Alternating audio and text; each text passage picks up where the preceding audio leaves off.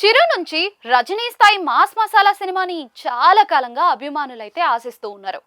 Rajani cinema అంటేనే కనిపించే vibe, background score, ఆ హడావిడి వేరుగా ఉంటుంది.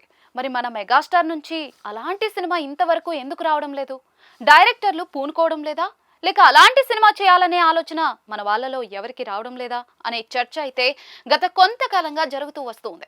దీనికి యువ దర్శకుడు శ్రీకాంత్ వదల తెరదించి సర్ప్రైజ్ చేయబోతున్నారా అంటే అవుననే సమాధానం వినిపిస్తుంది.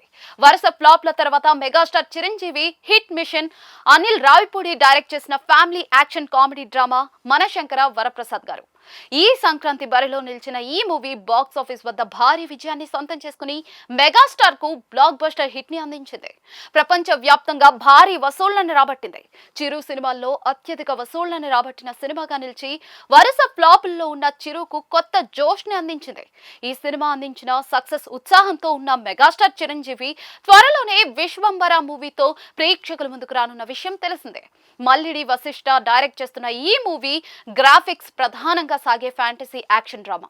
యూవీ క్రియేషన్స్ అత్యంత భారీ స్థాయిలో నిర్మిస్తున్న ఈ మూవీ గ్రాఫిక్స్ కారణంగా ఆలస్యం అవుతూ వస్తుంది. త్వరలోనే దీనికి సంబంధించిన రిలీజ్ డేట్ ని కూడా మేకర్స్ ప్రకటించనున్నారు. ఇదిలా ఉంటే ఈ మూవీ తర్వాత చిరు క్రేజీ ప్రాజెక్ట్ ని చేయనున్న విషయం మనందరికీ తెలిసిందే.